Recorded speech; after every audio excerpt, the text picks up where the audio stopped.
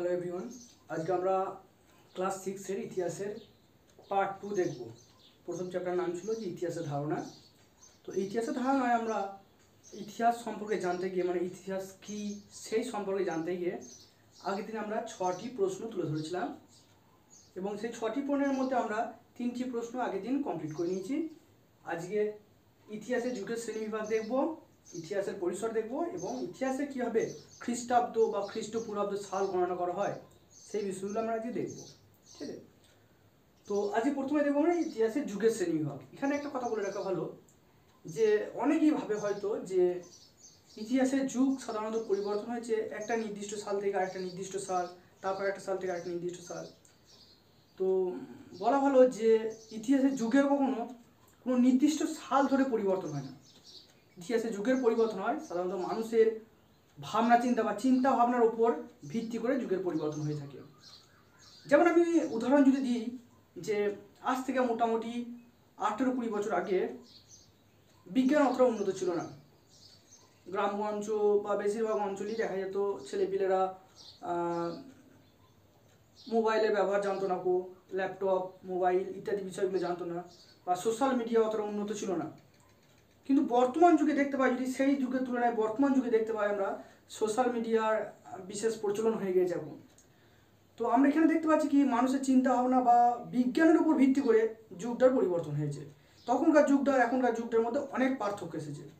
তো এ থেকে আমরা বুঝতে পারছি কি যে যুগ কোনো একটা নির্দিষ্ট ডেটের মধ্যে যুগ পরিবর্তন হয় না। যুগের পরিবর্তন হয় সাধারণত মানুষের চিন্তা ভাবনার উপর ভিত্তি করে, তাই না? তো এই ইতিহাসের যুগকে মূলত 3টে ভাগে ভাগ করা হয়। ভারতীয় ইতিহাসের যুগকে মূলত 3টে ভাগে ভাগ করা হয়। প্রথম হচ্ছে প্রাচীন যুগ, মধ্যযুগ এবং আধুনিক যুগ। প্রাচীন যুগ বলতে একটা সময় ছিল মানুষ যখন বনে বনে ঘুরে বেড়াতো, নিজস্ব কোনো বসতি ছিল না, ঘর বাড়ি ছিল না, স্থায়ী বসতি ছিল না, যাযাবরের মতো ঘুরে বেড়াতো, ফলমূল খেত, পশু শিকার করে খেত। সেই সময় সেই যুগটাকে বলা হতো আদিম যুগ বা প্রাচীন যুগ। তারপর মানুষের চিন্তা ভাবনার পরিবর্তন এলো। মানুষ দেখলো যে যাযাবরের মতো ঘুরে বেড়ানোর থেকে পশু পালন করতে শিখলো। মানুষ দেখলো যে পশু শিকার করার থেকে যদি পশু পালন করার পর যদি সেখান থেকে মাংস খাওয়া সুবিধা হবে। এছাড়াও গাছে গাছে ঘুরে ঘুরে ফলমূল জোগাড় করার থেকে যদি চাষ করে কোনো ফসলে, তাহলে সেখান থেকে ফসল পাওয়া সুবিধা হবে। এবং নদী তীরবর্তী অঞ্চলে বসতি স্থাপন করলে পরে দেখতে পাবে যে পশু পাখি যেমন খাবার পাচ্ছে, তারা পশুদের কাছ থেকে মাংস পাচ্ছে, পশুর দুধ পাচ্ছে, গরুর দুধ, ছাগলের দুধ পাচ্ছে, এবং নদীর জল নিয়ে তারা সেচ কাজে লাগাতে পারছে। এবং দেখা যাচ্ছে কি তারা নদীর পথে ব্যবসা বাণিজ্য চালাতে পারছে, মাছ ধরে খেতে পারছে। এই যে একটা যুগের একটা মানুষের চিন্তা ভাবনার পরিবর্তন এলো, এই চিন্তা ভাবনাটাই মানুষকে প্রাচীন যুগ থেকে আধুনিক যুগের মধ্যে স্থানান্তর করলো। তখনই শুরু হয়ে গেল কি মধ্যযুগ। এবারে মধ্যযুগ চলতে চলতে একটা টাইমের পর দেখা গেল যে সাধারণত দেখা যায় যে গুপ্ত যুগের পরবর্তী সময় থেকে আধুনিক যুগে আসে। এখন পর্যন্ত যে যুগ চলছে সেই যুগটা মূলত আধুনিক যুগ বলে ধরা হয়। তো আমাদের এই ক্লাস 6 ইতিহাসে যে এখন আমাদের প্রাচীন যুগের ইতিহাসটাই আলোচনা করা হবে, মানে এই যুগটাই মূলত আলোচনা করা হবে। তাই এই যুগটা সম্পর্কে আজকে আমরা ভালোভাবে জানবো এবং এই দুটো যুগ সম্পর্কে আমাদের এখন আলোচনা নেই, তাই এই দুটো যুগ আমরা এখন আপাতত বন্ধ রাখবো। যখন এই যুগে যাব তখন আমরা এই যুগগুলো আমরা বিশেষভাবে আলোচনা করব। তো এই যুগটা আমরা দেখি। প্রাচীন যুগ মানে আমি বললাম যেখানে যে যুগে মানুষ সাধারণত এক কথায় যেখানে বলা যায় যে বন্যচারী ছিল বা বনে বসবাস করত। তো এই প্রাচীন যুগকে দুটি ভাগে ভাগ করা হয়। এই প্রাচীন যুগে দুটো নয় 3টে ভাগে ভাগ করা হয়। প্রথমত হচ্ছে যে প্রাগ ঐতিহাসিক যুগ, পরবেলাকার প্রাগ ঐতিহাসিক যুগ।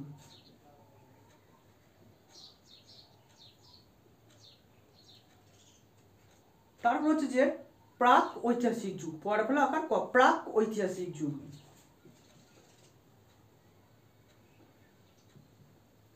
আর শেষে যেটা পাচ্ছি সেটা হচ্ছে ঐতিহাসিক যুগ।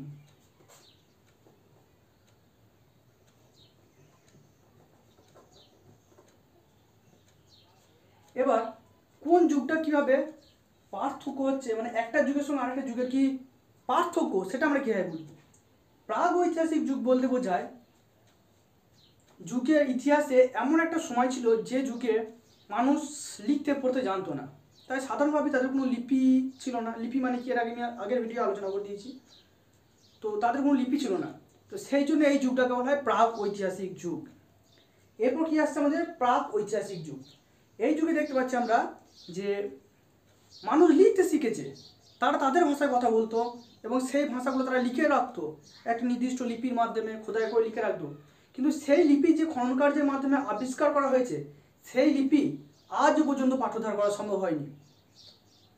তাই এই যুগকে বলা হচ্ছে যে প্রাক ঐতিহাসিক যুগ। এবার আসছে ঐতিহাসিক যুগ। ঐতিহাসিক যুগ বলতে বোঝায় যে যুগে মানুষ কথা বলতে জানতো এবং তারা তাদের ভাষায় কথা বলতো এবং তাদের সেই ভাষা বিভিন্ন জায়গায় তারা লিপিবদ্ধ করে গিয়েছে এবং সেই লিপি যখন আজকের যুগে আবিষ্কার হয়েছে, তো তারা সেই লিপি থেকে বা সেই লিপিগুলো পাঠোদ্ধার করা সম্ভব হয়েছে, মানে পড়া সম্ভব হয়েছে। এর আগে যুগে আমরা কি দেখলাম যে তারা লিপি লিখেছে ঠিকই, কিন্তু তাদের যে কোন ভাষায় লিপি লিখেছে তার সম্পর্কে আমরা আজ পর্যন্ত জানতে পারিনি।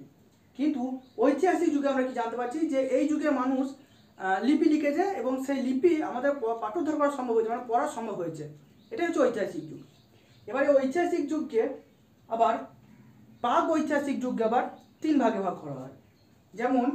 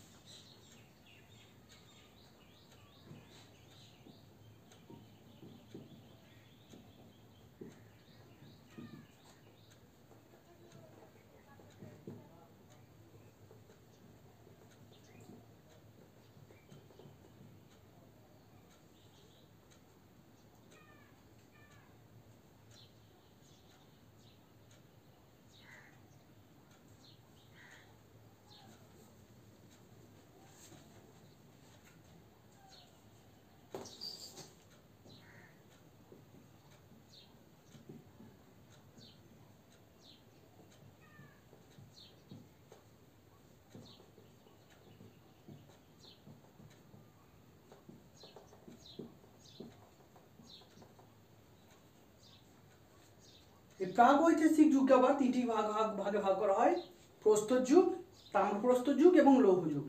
প্রস্তর যুগে কি হতো যে মানুষের হাতিয়ারটা ছিল, এখানে এই যে যুগটা ভাগ করা আছে, এই যুগটা মানুষের চিন্তাভাবনা তো অবশ্যই, কিন্তু মানুষের চিন্তাভাবনাটা ছিল প্রধানত হাতিয়ার কেন্দ্রিক। মানুষ কোন ধাতু দিয়ে হাতিয়ার ব্যবহার করবে।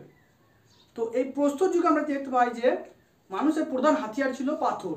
পাথরের বিভিন্ন রকম হাতিয়ার ব্যবহার করতো, বড় পাথর, ছোট পাথর, ধারালো পাথর বা সূচালো পাথর, এই ধরনের পাথরগুলো ব্যবহার করতো। তাই একে প্রস্তর যুগ বলা হয়। প্রস্তর কথার অর্থ হচ্ছে পাথর। তারপর হচ্ছে তাম্রপ্রস্তর যুগ। তাম্রপ্রস্তর যুগ মানে এতদিন মানুষ শুধু পাথর ব্যবহার করে আসছিল হাতিয়ার বানানোর জন্য। তো এই যুগে এসে মানুষ কী করলো, তামা আবিষ্কার করলো। তাম্র কথার অর্থ হচ্ছে তামা। তো তারা পাথরের হাতিয়ারের পাশাপাশি পাথরের সঙ্গে তামারও হাতিয়ার বানাতে শুরু করে। তাই একে বলা হচ্ছে কি তাম্রপ্রস্তর যুগ। পরবর্তী সময়ে তাদের চিন্তাভাবনায় আরও উন্নতি এলো, চিন্তাভাবনার মধ্যে আরও উন্নতি এলো। তারা দেখলো যে তামা এবং প্রস্তর যুগ তো আগেই চলে এসেছে, তারপরে তারা লোহা আবিষ্কার করলো এবং তারা লোহার হাতিয়ার বানাতে শুরু করলো। তারা দেখলো যে তামার হাতিয়ার তুলনামূলক লোহার হাতিয়ার থেকে অনেকটাই নরম টাইপের, বা বলা যেতে পারে যে তামার থেকে লোহার হাতিয়ারগুলো অত্যন্ত শক্তিশালী এবং ধারালো, অতি সহজে এতে কাজ করা সম্ভব হয়। তাই তারপর তারা লোহার হাতিয়ার ব্যবহার করতে শুরু করলো। তো এই লোহার যখন হাতিয়ার মানুষ ব্যবহার করতে শিখলো, এই যুগটাকে বলা হয় লৌহ যুগ। এবারে এই প্রস্তর যুগকে আবার 3 ভাগে ভাগ করা যায়। এক হচ্ছে প্রাচীন প্রস্তর যুগ, যাকে বলা হয় যে প্লিওলিথিক যুগ। দ্বিতীয়ত হচ্ছে যে মধ্যপ্রস্তর যুগ, যাকে বলা হয় মেসোলিথিক যুগ। এবং 3 নম্বর যে যুগটা আছে, সেই 3 নম্বর যুগটাকে বলা হচ্ছে যে নব্যপ্রস্তর যুগ বা নিওলিথিক যুগ। আমি লিখি নামগুলো।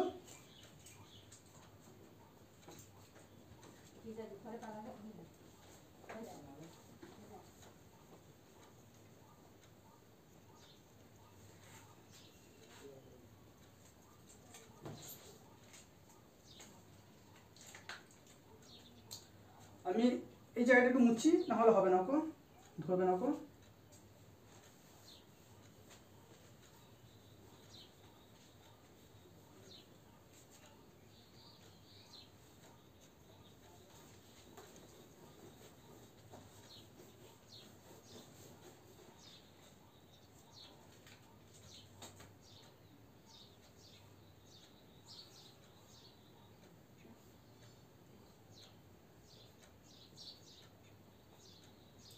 এই যে প্রস্তর যুগ, প্রস্তর যুগের তিনটে ভাগ, প্রথম, দ্বিতীয়, তৃতীয়। প্রথম যুগকে বলা হয়, প্রস্তর যুগের মধ্যে প্রথম যে ভাগটা আসছে সেটা হচ্ছে যে প্রাচীন প্রস্তর যুগ বা প্লিওলিথিক যুগ, ঠিক আছে, প্রাচীন প্রস্তর যুগ। প্রাচীন প্রস্তর যুগ বা প্রাচীন প্রস্তর যুগ বা প্লিওলিথিক যুগ, ঠিক আছে। দ্বিতীয় যে যুগটা আসছে সেটা হচ্ছে মধ্যপ্রস্তর যুগ, মধ্যপ্রস্তর যুগ, ঠিক আছে।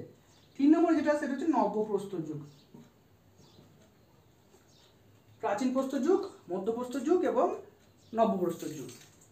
এই প্রাচীন প্রস্তর যুগকে বলা হয় প্লিওলিথিক যুগ, একে বলা হয় মিসোলিথিক যুগ এবং একে বলা হয় নিওলিথিক যুগ।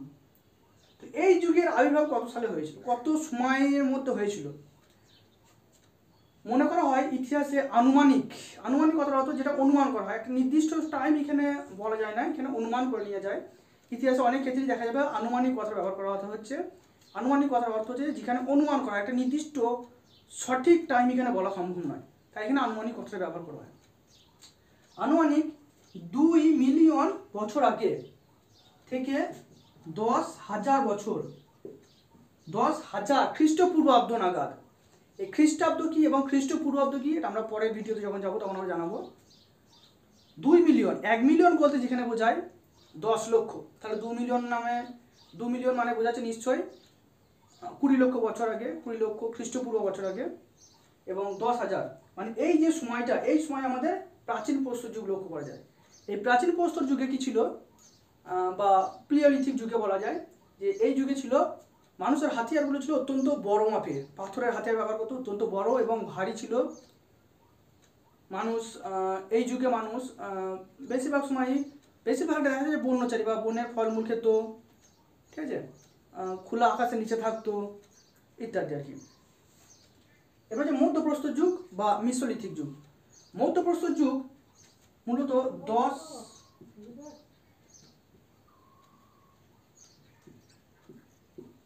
10,000 থেকে 8,000 খ্রিস্টপূর্বাব্দ বছর আগে চালু হয়েছিল বা শুরু হয়েছিল। এই যুগে আমরা দেখতে পাই মানুষের ভাবনা চিন্তায় উন্নতি আসে। মানুষ দেখে কি যে বড় হাতিয়ার বা বড় পাথর চাগিয়ে ছুঁড়ার থেকে যদি ছোট পাথর বা ধারালো পাথর যদি ছুঁড়ে দেওয়া যায় তাহলে সেখানে কম বল প্রয়োগ করতে হচ্ছে এবং অল্প বল প্রয়োগই তারা স্বীকার করতে পারছে। তাই তারপরে কি করছে, তারা এই 10,000 থেকে 8,000 খ্রিস্টপূর্বাব্দ নাগাদ আনুমানিক তারা তাদের হাতিয়ারে যে পাথরের যে হাতিয়ারগুলো সেগুলো আকারগুলো আস্তে আস্তে কমে আসতে থাকে, মানে আয়তনে কমে আসতে থাকে। দেখা যায় যে পাথরের হাতিয়ারগুলো আস্তে আস্তে ছোট হয়ে আসতে থাকে, ঠিক আছে। এরপর আমরা কি দেখতে পাই নব্যপ্রস্তর যুগ। নব্যপ্রস্তর যুগে আমরা দেখতে পাই যে মানুষের হাতিয়ার বানানোর দিক দিয়ে মানুষের চিন্তাভাবনা আরও উন্নত হয়, ঠিক আছে। তো এই সময় মানুষ দেখতে পায় যে ছোট পাথর তো হাতিয়ার হিসেবে ব্যবহার করছে ঠিকই, কিন্তু তার সঙ্গে দেখা যাচ্ছে যে পাথরের সঙ্গে পাথরের ঘষে গিয়ে একটু সুচালো বা ধারালো পাথর তৈরি হচ্ছে এবং সেইগুলিতে কোনো কিছু কাটা বা ভুঁকানো সেগুলো সুবিধা হচ্ছে। তাই এই যুগটা হলো হচ্ছে নব্যপ্রস্তর যুগ। তাহলে আরেকবার আমি বলে দিই, প্রাচীন প্রস্তর যুগ শুরু হয়েছিল মোটামুটি 20 লক্ষ বা 2 মিলিয়ন বছর, 2 মিলিয়ন থেকে 10,000 খ্রিস্টপূর্বাব্দ নাগাদ। এই সময় মানুষ কি ছিল, বন্যচারী, ফলমূল খেত, খোলা আকাশের নিচে থাকতো, পাথরের আয়তন ছিল অনেক বড়। মধ্যপ্রস্তর যুগে আমরা কি দেখছি, মধ্যপ্রস্তর যুগ হয়েছে 10,000 থেকে 8,000 খ্রিস্টপূর্বাব্দ নাগাদ চালু হয়েছে আনুমানিক। এবং এই সময় মানুষ খোলা আকাশের নিচেই থাকতো, কিন্তু তারা ফলমূল শিকারের পাশাপাশি পশুপালন শুরু করে পশুর মাংস খাওয়ার জন্য। আচ্ছা, এখানে মানুষ কি করে, দলবদ্ধভাবে থাকা শুরু করে এই মধ্যপ্রস্তর যুগে। তারপর আমরা দেখি নব্যপ্রস্তর যুগ। এই নব্যপ্রস্তর যুগ মোটামুটি 8,000 থেকে 4,000 খ্রিস্টপূর্বাব্দ নাগাদ সময়কালের মধ্যে হয়েছিল।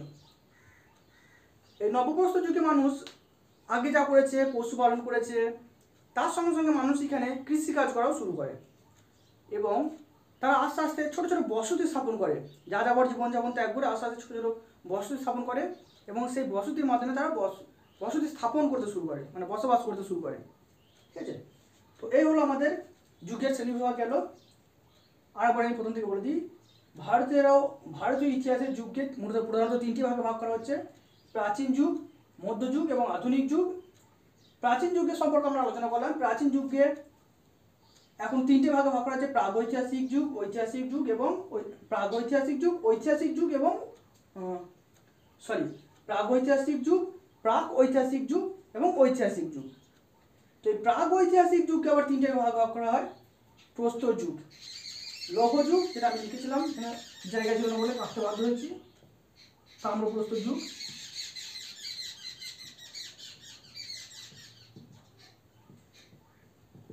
আর এটা হচ্ছে কি লৌহ যুগ। বোর্ড ছোট তাই লিখতে অসুবিধা হচ্ছে। প্রাগৈতিহাসিক যুগকে আমরা তিনটে ভাগ করেছিলাম: এক হচ্ছে প্রস্তর যুগ, তাম্রপ্রস্তর যুগ এবং লৌহ যুগ।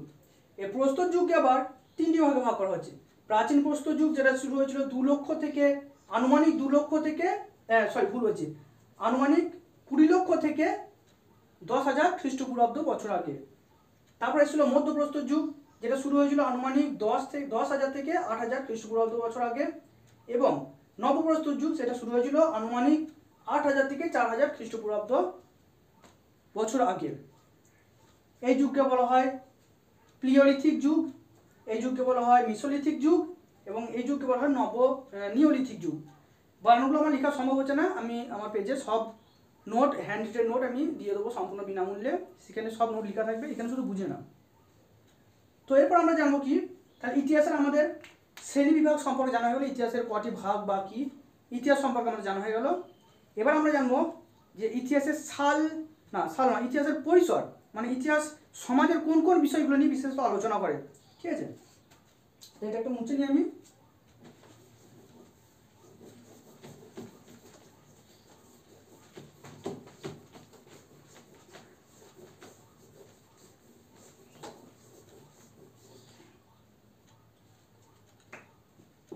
আমরা কি দিয়েছিলাম? পরিসর বলতে ইতিহাস মূলত সমাজ নিয়েই তো আলোচনা করে, তো সমাজের কোন কোন বিষয়গুলো নিয়ে আলোচনা করে। ইতিহাস মূলত সমাজের সামাজিক, রাজনৈতিক, যেমন হচ্ছে 1 সামাজিক, 2 রাজনৈতিক,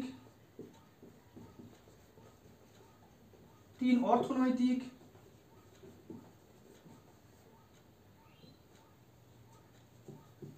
4 সাংস্কৃতিক,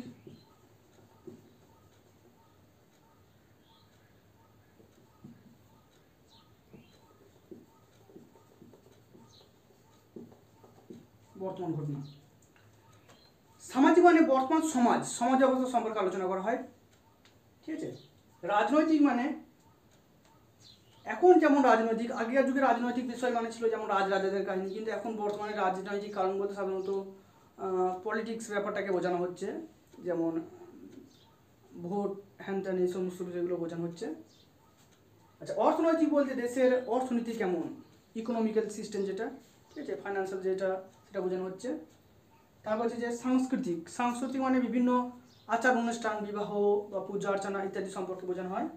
এবং বর্তমানে যে সমস্ত ঘটনাগুলো ঘটছে, যেমন বর্তমানে যেমন ভারত পাকিস্তান যে যুদ্ধ সম্পর্ক হচ্ছে, সেই সমস্ত একটা ইতিহাসের আওতায় আসবে। আস্তে আস্তে এটা হচ্ছে ইতিহাসের পরিসর। এই সমস্ত বিষয়গুলো নিয়ে ইতিহাস আলোচনা করা হয়। ইতিহাসের বিষয় নির্দিষ্ট কোনো একটা সীমা নেই, ইতিহাস হচ্ছে সর্বত্র, অ্যাকচুয়ালি যেটা বলা যায় ইতিহাসের সর্বত্র বিরাজমান, কিন্তু এই বিষয়গুলোর উপর বেশি করে জোর দেওয়া হয় ইতিহাসে। এরপর আমরা দেখব ইতিহাসের সাল কীভাবে গণনা করা হয়, মানে খ্রিস্টাব্দ বা খ্রিস্টপূর্বাব্দ এগুলো কীভাবে গণনা করা হয়। ঠিক আছে,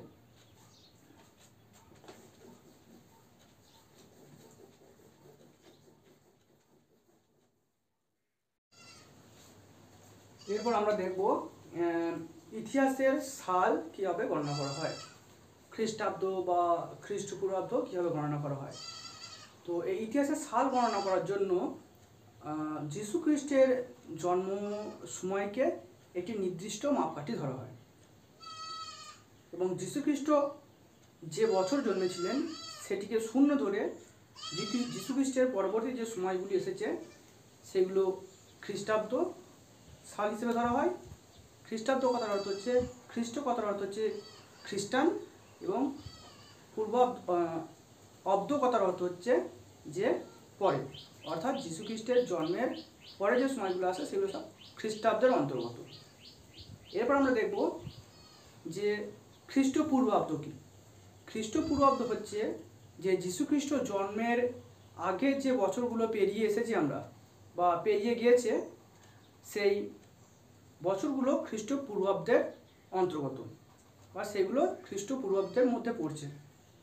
খ্রিস্ট কথার অর্থ খ্রিস্টান এবং পূর্ব কথার অর্থ হচ্ছে আগে, মানে যীশুখ্রিস্টের জন্মের আগে যে বছরগুলো পেরিয়ে গেছে সেগুলো সবই খ্রিস্টপূর্বাব্দের মধ্যে অন্তর্গত।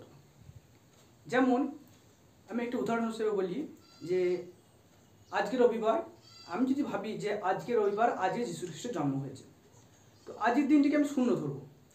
শূন্য ধরার পর আমাদের আগামীকাল যে দিনগুলো আসবে, মানে আগামীকাল আসবে সোমবার, তাই তো, তারপর মঙ্গলবার, বুধবার, বৃহস্পতিবার, এই যে আগামী যে দিনগুলো আসবে এগুলো সবই খ্রিস্টাব্দের অন্তর্গত।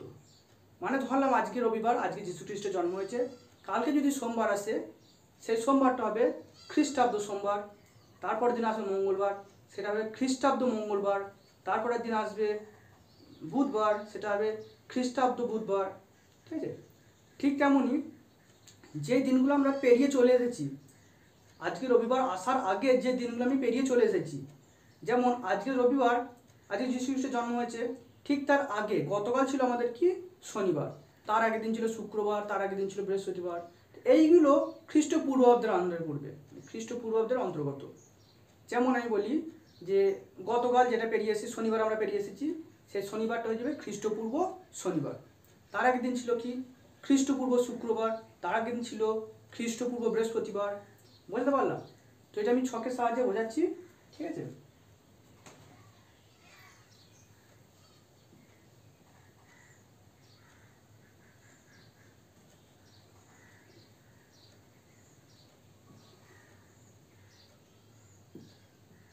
এই যে যীশুখ্রিস্ট যে বছর জন্মেছেন সেই বছরটাকে ধরা হয় শূন্য, ঠিক আছে।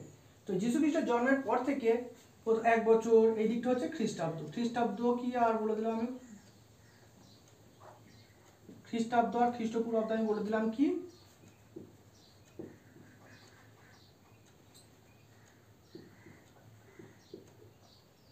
খ্রিস্টাব্দ এবং খ্রিস্টপূর্বাব্দ আমি বলে দিলাম আর কি। তো এই যীশুখ্রিস্ট এখানে জন্মগ্রহণ করলেন, এই দিনকে জন্মগ্রহণ করলেন, এই দিনটা শূন্য ধরা হলো। শূন্য ধরার পর যখন এক বছর হলো সেটা হচ্ছে কি এক খ্রিস্টাব্দ, তারপর যখন 2 বছর হলো সেটা হচ্ছে কি 2 খ্রিস্টাব্দ, 3 বছর যখন আসবে 3 খ্রিস্টাব্দ, 4 বছর আসলো 4 খ্রিস্টাব্দ, 5 বছর আসলো 5 খ্রিস্টাব্দ। এভাবে যীশুখ্রিস্টের জন্মের পরবর্তী যে সময়গুলো আসছে সেগুলো সবই আমাদের খ্রিস্টপূর্বের মধ্যে পড়ছে, খ্রিস্টপূর্বের মধ্যে পড়ছে, খ্রিস্টাব্দের মধ্যে পড়ছে সেগুলো সব, ঠিক আছে। এবং যীশুখ্রিস্ট জন্ম হয় যদি শূন্য দিন ধরা হয়, এবং যীশুখ্রিস্টের জন্মের আগে যে দিনগুলো আমরা পেরিয়ে এসেছি বা যে বছরগুলো পেরিয়ে গেছে সেইগুলো সব খ্রিস্টপূর্বের মধ্যে পড়ছে।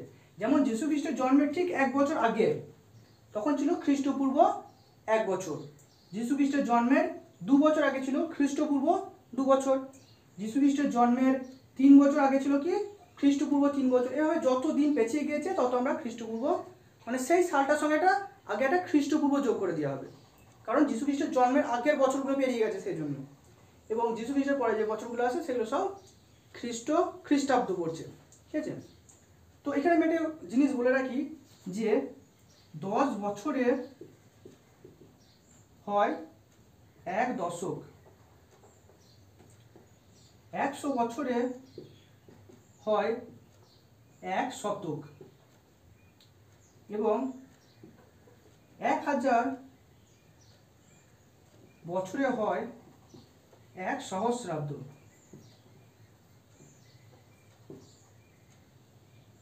10 বছরে হয় 1 দশক, 100 বছরে হয় 1 শতক, এবং 1000 বছরে হয় 1 সহস্রাব্দ, ঠিক আছে। এই যেটাই 1 দশক সেটাই হবে প্রথম দশক, যেটাই প্রথম শতক, যেটাই প্রথম 1 দশক, যে 1 শতক যেটাই 1 শতক সেটাই হবে আমাদের প্রথম শতক, যেটাই আমাদের 1 সহস্রাব্দ সেটাই হবে আমাদের প্রথম সহস্রাব্দ, মানে যেটাই 1 সেটাই প্রথম, তাই না? আচ্ছা, তাহলে আমি দেখি যে যীশু খ্রিস্টের জন্ম তো 0 বছরে ধরা হয়েছে, তা যীশু খ্রিস্টের জন্মের পর যদি আমরা এই 1 বছর থেকে পরবর্তী 10 বছর, যীশু খ্রিস্টের জন্মের পরে এই 1 বছর থেকে পরবর্তী 10 বছর, এটা কি আমাদের প্রথম দশকের মধ্যে পড়ছে। তার মানে এটা কি হচ্ছে খ্রিস্টীয় প্রথম দশক বা 1 নম্বর দশকের মধ্যে পড়ছে। প্রথম যে 10 নম্বরটা আসছে সেটাই তো প্রথম দশক, তাই তো। আবার যদি দেখা যায় যে যীশু খ্রিস্টের জন্মের পর 1 বছর থেকে শুরু করে প্রথম 100 বছর, এই 100 বছরটাকে ধরা হচ্ছে খ্রিস্টাব্দ, তাই তো। এটা হচ্ছে 10 খ্রিস্টাব্দ বা প্রথম দশক ধরা হচ্ছে যেটা। তারপর হচ্ছে কি খ্রিস্টীয় প্রথম শতক, মানে এই যে 1 শতাব্দী আসছে, প্রথম 1 শতক আসছে, এইখান থেকে এখানে প্রথম 1 শতক আসছে, তাই তো। তাহলে এটা হচ্ছে আমাদের কি প্রথম শতক, খ্রিস্টীয় প্রথম শতক এইটা। তারপর যদি যীশু খ্রিস্টের জন্মের 1 বছর থেকে শুরু করে প্রথম 1000 বছর যদি কোথাও আসে, মানে কখনো আসবে, যখন আসবে এক টাইম তো আসবে, তো তখন ধরা হবে কি খ্রিস্টীয় প্রথম সহস্রাব্দ, ঠিক আছে। মানে 1000 বছর কমপ্লিট হয়ে গেছে, তাই সহস্রাব্দ হচ্ছে। তাহলে এটা হচ্ছে প্রথম 1 বছর খ্রিস্টাব্দ, 1 খ্রিস্টাব্দ, যে 10 খ্রিস্টাব্দ, এটা হচ্ছে 100 খ্রিস্টাব্দ এবং 1000 খ্রিস্টাব্দ। মানে এটা হচ্ছে যে প্রথম 10 বছরকে বলা হয় খ্রিস্টীয় প্রথম দশক, তারপর প্রথম 100 বছরকে বলা হয় খ্রিস্টীয় প্রথম শতক, এবং খ্রিস্টীয় 1000 বছরকে বলা হয় প্রথম 1000 বছরকে বলা হয় খ্রিস্টীয় প্রথম সহস্রাব্দ, ঠিক আছে। তো আমি দশক হিসেবে যদি ধরি, যে দেখা যায় যে প্রথম 10 বছরকে বলা হয় যে প্রথম দশক। তারপর যদি আমরা 20 বছর যদি হয় কমপ্লিট, তাহলে তখন আমরা দেখব খ্রিস্টীয় দ্বিতীয় দশক। তারপর যদি 30 বছর কমপ্লিট হয়, তারপর যেমন জানবো আমরা যে খ্রিস্টীয় চতুর্থ, 30 বছর কমপ্লিট হলে তৃতীয় দশক, 40 বছর কমপ্লিট হলে খ্রিস্টীয় চতুর্থ দশক। আচ্ছা, ঠিক তেমনই যখন 100 বছর কমপ্লিট হবে, যখন 100 বছর কমপ্লিট হবে, তখন আমরা দেখছিলাম যে প্রথম শতক। তারপর যখন 200 বছর কমপ্লিট হবে, মানে যীশু খ্রিস্টের জন্মের পর থেকে যখন 200 বছর কমপ্লিট হবে, তখন আমরা জানবো খ্রিস্টীয় দ্বিতীয় শতক। তারপর যীশু খ্রিস্টের জন্মের যখন আবার দেখবো আমরা 300 বছর কমপ্লিট হয়ে গেছে, তখন আমরা জানবো কি খ্রিস্টীয় তৃতীয় শতক। আচ্ছা, এইভাবে আমাদের চলতে থাকবে 100-200 করে, যত 100-200 হবে তত আমরা শতক জানতে পারবো। ঠিক তেমনই যীশু খ্রিস্টের জন্মের পর যখন আমরা দেখছি যে 1000 বছর কমপ্লিট হয়েছে, সেটা হচ্ছে খ্রিস্টীয় প্রথম সহস্রাব্দ। এবং যীশু খ্রিস্টের জন্মের পর যখন আবার 1000 কমপ্লিট হয়ে যাওয়ার পর যখন 2000 বছর কমপ্লিট হবে, তখন আমরা জানবো কি সেটা খ্রিস্টীয় দ্বিতীয় সহস্রাব্দ। এবং 3000 বছর কমপ্লিট হয়ে যাবে খ্রিস্টীয় তৃতীয় সহস্রাব্দ, ঠিক আছে। মোট কথা আমরা যেটা বলতে পারি যে একটা কমপ্লিট হওয়ার পর যে সালটা আসছে আমাদের, সেই শতক বা সেই দশক বা সেই সহস্রাব্দের মধ্যে আমাদের পড়ছে, ঠিক আছে। ঠিক তেমনই যদি আমাদের এই দিক থেকে দেখি, যীশু খ্রিস্টের জন্মের আগে যদি আমরা দেখি, এটা তো যীশু খ্রিস্টের জন্মের পরে আমরা দেখলাম, সেই জন্য আমাদের খ্রিস্টাব্দ হলো এগুলো সব। ঠিক তেমনই এটা যদি আমরা যীশু খ্রিস্টের জন্মের আগে যদি দেখি, মানে 10 বছর আগে যদি দেখি, মানে এই 1 বছর বয়স আগে থেকে যদি 10 বছর আগে পর্যন্ত, যীশু খ্রিস্টের জন্মের 1 বছর আগে থেকে 10 বছর আগে পর্যন্ত, মানে প্রথম যে 10 বছর হচ্ছে, ঠিক আছে, সেই 10 বছরকে আমরা বলবো খ্রিস্টপূর্ব প্রথম দশক, যেহেতু 10 বছর হচ্ছে। আচ্ছা, এটা যদি 20 বছর হতো, যীশু খ্রিস্টের জন্মের 20 বছর আগে যদি হতো, তাহলে আমরা কি বলতাম খ্রিস্টপূর্ব দ্বিতীয় দশক। 30 বছর আগে হলে বলতাম যে খ্রিস্টপূর্ব তৃতীয় দশক। 40 বছর আগে হলে বলতাম খ্রিস্টপূর্ব চতুর্থ দশক, তাই না। ঠিক তেমনই আবার যদি দেখা যাচ্ছে যে 100 বছর কমপ্লিট হয়েছে, মানে যীশু খ্রিস্ট জন্মের ঠিক 100 বছর আগে, তাহলে প্রথম যে 100 বছরটা যাচ্ছে, সেই প্রথম 100 বছরটাকে হচ্ছে যে খ্রিস্টপূর্ব প্রথম শতক। যদি 200 বছর আগে হতো, যীশু খ্রিস্টের জন্মে যদি 200 বছর আগে হতো, তাহলে আমরা বলতাম যে খ্রিস্টপূর্ব দ্বিতীয় শতক। যদি 300 বছর আগে হতো, তাহলে খ্রিস্টপূর্ব তৃতীয় শতক। 400 বছর আগে হলে খ্রিস্টপূর্ব চতুর্থ শতক। এভাবে যত আস্তে আস্তে যাবে, তত তার কথার সঙ্গে একটা করে খ্রিস্টপূর্ব যোগ করে দেওয়া হবে, ঠিক আছে, খ্রিস্টপূর্ব বা খ্রিস্টপূর্বাব্দ। ঠিক তেমনই যখন আমরা দেখবো যীশু খ্রিস্টের জন্মের 1000 বছর পূর্ব, মানে 1000 বছর আগে, 1000 বছর যখন আগে হবে, মানে যীশু খ্রিস্টের জন্ম হওয়ার পর থেকে 1 বছর থেকে শুরু করে প্রথম যে 1000 বছর যখন কমপ্লিট হবে, এক বছর থেকে শুরু করে 1000 বছর যখন কমপ্লিট হবে, তখন আমরা সেটাকে বলবো খ্রিস্টপূর্ব প্রথম সহস্রাব্দ। 2000 বছর যখন কমপ্লিট হবে, মানে 2000 বছর পুরনো যখন হবে, তখন আমরা জানবো খ্রিস্টপূর্বাব্দ দ্বিতীয় সহস্রাব্দ। যীশু খ্রিস্টের জন্মের 3000 বছর আগে যখন হবে, তখন আমরা জানবো কি খ্রিস্টপূর্বাব্দ তৃতীয় সহস্রাব্দ, তাই না। তো এখানে আমরা একটা জিনিস বুঝতে পারছি যে খ্রিস্টাব্দ কিন্তু সোজাভাবে গোনা হচ্ছে, 1 2 3 4 5 এই 100 200 এরকম 3 ভাবে এরকম সোজাভাবে গোনা হচ্ছে। কিন্তু খ্রিস্টপূর্বাব্দের ক্ষেত্রে কি হচ্ছে, উল্টো দিক থেকে গোনা হচ্ছে। মানে যীশু খ্রিস্টের জন্মের 1 বছর আগে, যীশু খ্রিস্টের জন্মের 10 বছর আগে, যীশু খ্রিস্টের জন্মের 100 বছর আগে, যীশু খ্রিস্টের জন্মের 1000 বছর আগে, এরকম উল্টো দিক থেকে গুনতে গুনতে যাওয়া হচ্ছে। আমি উদাহরণ দিয়ে বোঝাই, এটাই মুছে দিচ্ছি।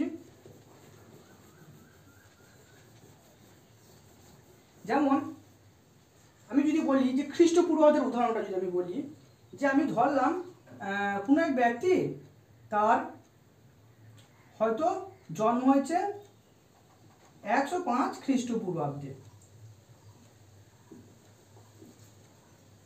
আমাদের মানুষের বা সময় তো কোনো সময় থেমে থাকে না, সময় সবসময় ভবিষ্যতের দিকে এগিয়ে যায়।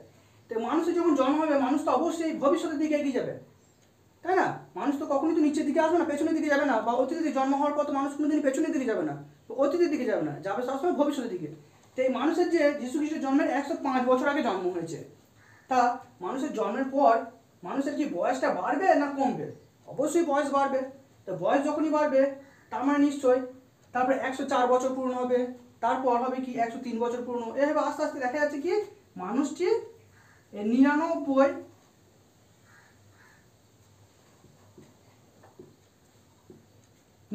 খ্রিস্টপূর্বাব্দে এসে লোকটি মারা গেল।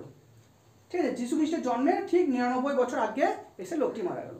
মানে আমি কি বলতে চাইছি, যে দেখা যাচ্ছে যে একটি লোক ঠিক জন্ম হয়েছে, আমি উদাহরণ হিসেবে বলছি, ঠিক আছে, হয়তো সংখ্যা হয়তো ভুল হতে পারে।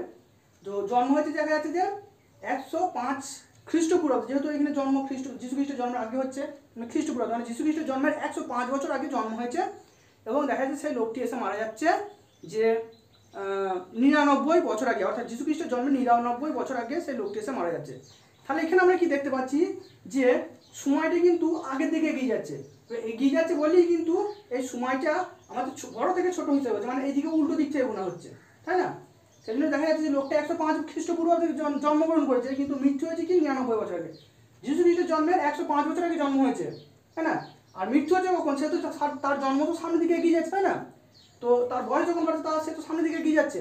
তাই দেখা যাচ্ছে কি যে তার জন্মের, যীশু খ্রিস্টের জন্মের 99 বছর আগে সেই লোকটি মারা যাচ্ছে, তাই তো? তাহলে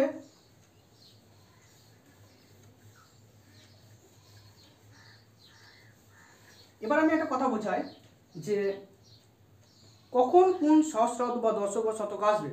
আমি যদি বলি, যে হিসাব করে আমি দেখাই,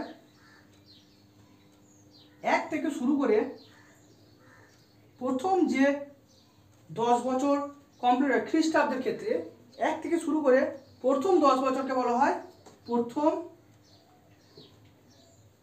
খ্রিস্টীয় প্রথম দশক।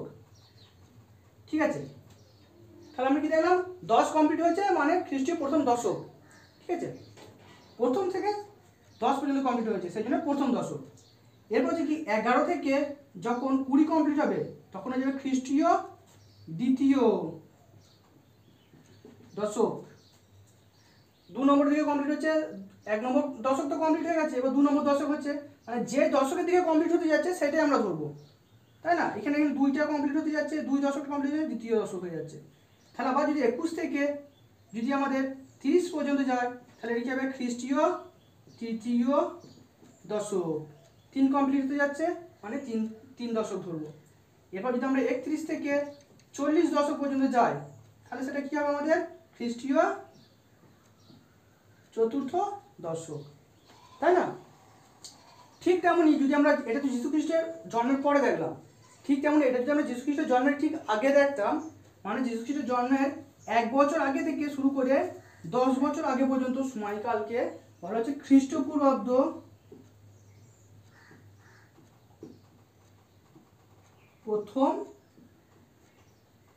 প্রথম দশক। 1 থেকে 10 পর্যন্ত অবশ্যই প্রথম দশক, কিন্তু এটা খ্রিস্টাব্দ না খ্রিস্টপূর্বাব্দ। যীশু খ্রিস্টের জন্মের আগে হচ্ছে 1 বছর থেকে 10 বছর আগে পর্যন্ত, তার মানে হচ্ছে খ্রিস্টপূর্বাব্দের মধ্যে পড়ছে, কারণ যীশু খ্রিস্টের জন্মের আগে বোঝাচ্ছে। ঠিক তেমনই 11 বছর থেকে শুরু করে 20 পর্যন্ত, 2 এর দিকে যাচ্ছে, 2 পর্যন্ত কমপ্লিট হতে যাচ্ছে, তার মানে খ্রিস্টপূর্ব দ্বিতীয় দশক। তারপর যদি আমরা দেখি 21 বছর আগে থেকে 30 বছর আগে পর্যন্ত, 21 বছর আগে থেকে 30 বছর আগে পর্যন্ত, তাহলে এটা কি হবে খ্রিস্টপূর্ব তৃতীয় দশক, মানে 3 কমপ্লিট হতে যাচ্ছে, 3 দশক কমপ্লিট হয়ে যাচ্ছে মানে তৃতীয় দশক। আবার যদি আমরা দেখি 31 থেকে শুরু করে 40 দশক পর্যন্ত, 40 পর্যন্ত যাচ্ছে, তখন আমরা দেখবো কি এটা খ্রিস্টপূর্ব চতুর্থ, 4 আছে মানে চতুর্থ দশক। ঠিক আছে, তাহলে এটা গেল আমাদের দশকের হিসেব, মানে কখন আমাদের খ্রিস্টীয় প্রথম দশক আসবে, কখন খ্রিস্টপূর্ব প্রথম দশক আসবে, সেই বিষয়টা দেখালাম। এবার আমরা যেটা দেখো সেটা হচ্ছে শতকের হিসেব।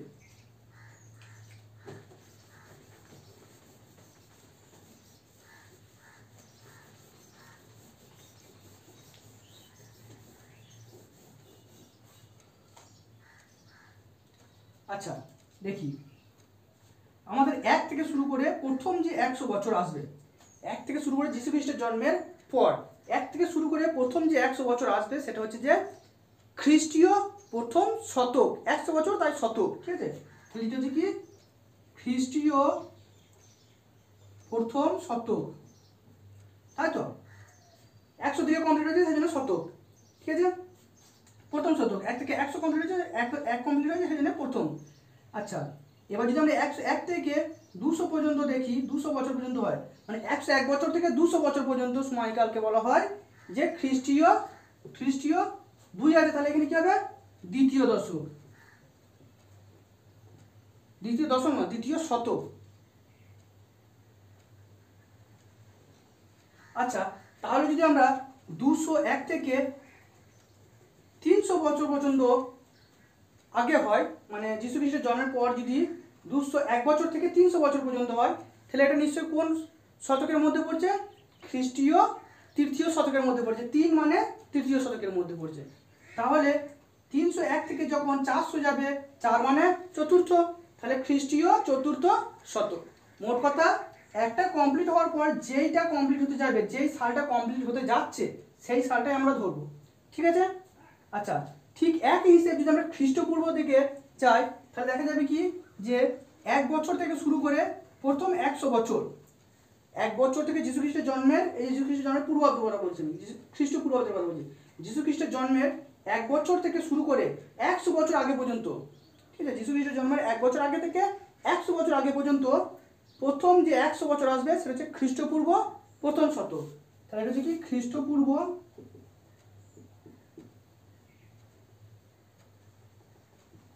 প্রথম শতক। ঠিক তেমনই যদি আবার এই 101 থেকে শুরু করে 201 পর্যন্ত যায়, 101 থেকে শুরু করে যীশু খ্রিস্টের জন্মের 101 বছর আগে থেকে 201 বছর 200 বছর আগে পর্যন্ত যে সময়কালটা ছিল বা সেই সালটাকে ধরা হয় কি খ্রিস্টীয় 2 আছে, তার মানে খ্রিস্টপূর্ব দ্বিতীয় শতক। খ্রিস্টপূর্ব এখানে কিন্তু খ্রিস্টাব্দ না, এটা খ্রিস্টপূর্বাব্দ, এই দিকটা খ্রিস্টাব্দ ছিল, এই দিকটা যীশু খ্রিস্টের জন্মের আগের কথা হচ্ছে, সেই জন্য এটা খ্রিস্টপূর্বাব্দ হচ্ছে। তাহলে 2 কমপ্লিট হতে যাচ্ছে, 2 মানে কি আমরা জানি দ্বিতীয়, সেই জন্য খ্রিস্টপূর্বাব্দ দ্বিতীয় শতক। ঠিক তেমনি যদি 201 বছর আগে থেকে 300 বছর পর্যন্ত, মানে 300 সাল আগে পর্যন্ত, 300 সাল পর্যন্ত, তাহলে এটি কি 3 কমপ্লিট হতে যাচ্ছে, তার মানে খ্রিস্টপূর্বাব্দ তৃতীয় শতক, ঠিক আছে।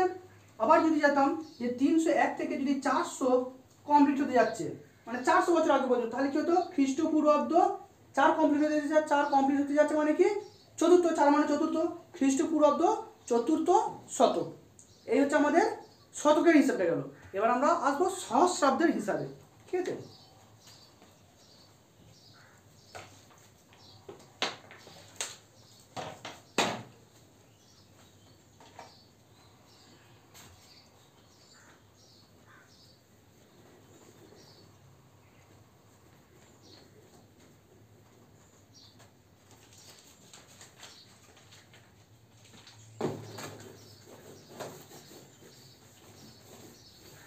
আচ্ছা এবার হচ্ছে যে যীশু খ্রিস্টের জন্মের 1 থেকে প্রথম 1000, 1 বছর থেকে শুরু করে যীশু খ্রিস্টের জন্মের 1 বছর থেকে শুরু করে প্রথম যে 1000 বছর আসবে সেটা হচ্ছে যে খ্রিস্টীয়, অর্থাৎ খ্রিস্টপূর্বাব্দ, খ্রিস্টীয় প্রথম সহস্রাব্দ, সেটা আসবে কি খ্রিস্টীয় প্রথম সহস্রাব্দ। 1 মানে আমরা জানি প্রথম, আচ্ছা, এরপর যদি আমরা দেখি 1001 থেকে যখন 2000 বছর কমপ্লিট হতে যাবে তখন আমরা হবে কি 2 কমপ্লিট হয়ে যাচ্ছে, 2 মানে কি দ্বিতীয়, তাহলে খ্রিস্টীয় দ্বিতীয় সহস্রাব্দ। ঠিক তেমনি 2001 থেকে যখন 3000 কমপ্লিট হতে যাবে, 3 মানে কি জানি আমরা তৃতীয়, তাহলে খ্রিস্টীয় তৃতীয় সহস্রাব্দ। বুঝতে পারছি, যেটা কমপ্লিট হতে যাবে, একটা কমপ্লিট হয়ে যাওয়ার পর যেটা কমপ্লিট হতে যাবে সেই সহস্রাব্দটাকে আমরা ধরবো। এখানে 2001 থেকে শুরু করে, মানে 2000 তো আগের বছরে কমপ্লিট হয়ে গেছে, আগের বছরগুলো তো কমপ্লিট হয়ে গেছে, তো 2000-এর পর থেকে আসছে, মানে 2000-এর 1 বছর থেকে শুরু হয়, 2000 কমপ্লিট হওয়ার পর 1 বছর থেকে আসছে, 1 বছর থেকে যে 3000 বছর 2000 বছর কমপ্লিট হয়ে যাওয়ার পর যে 3000 বছর আসছে সেটা হচ্ছে 3 মানে কি তৃতীয়, তার মানে তৃতীয় খ্রিস্টীয় তৃতীয় সহস্রাব্দ, খ্রিস্টীয় তৃতীয় সহস্রাব্দ।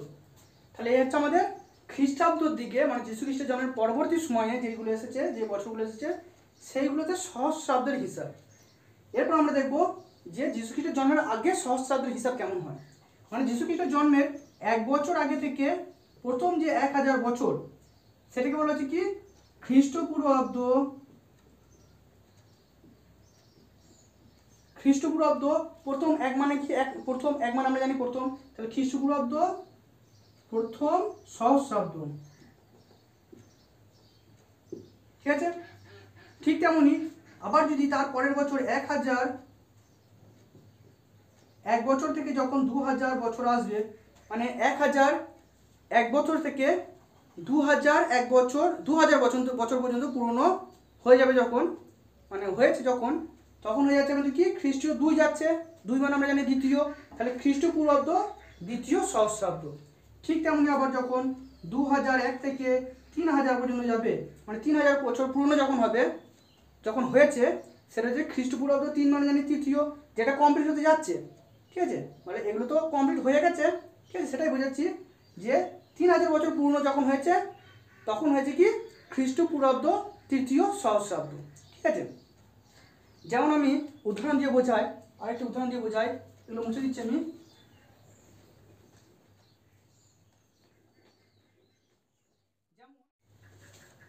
যেমন আমাদের দেশ স্বাধীন হয়েছে 1947 সালে, 1947 সালে। আচ্ছা, বলে রাখি এখানে সালে যেটাই সেটাই খ্রিস্টাব্দ। ঠিক আছে, হচ্ছে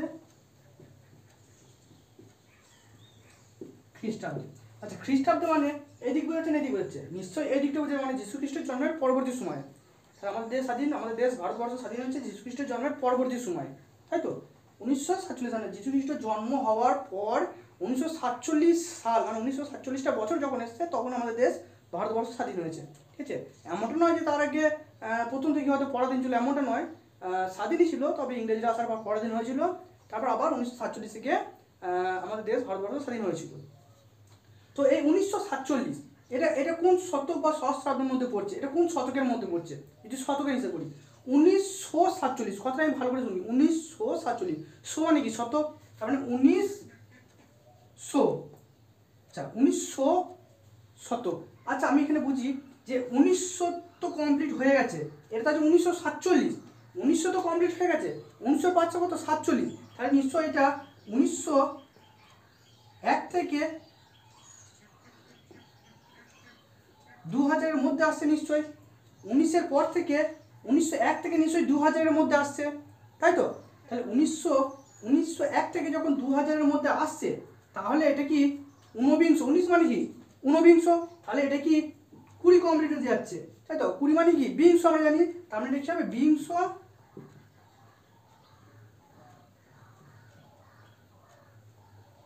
শতক, যেটা বাংলা ভালোভাবে বলে বোঝা যায়, যে একদম খোলাখুলিভাবে বলে যায় যে 2000, যদি আমরা 2000 কেউ বলি না, তবু আমি বোঝার সুবিধাতে বলছি, এটা যেমন 1900 মানে 19 শতক, 2000 মানে 20 শতক, মানে 20টাকে যেটা বলা হয় যে বিংশ বা 20 শতক বললেও চলবে।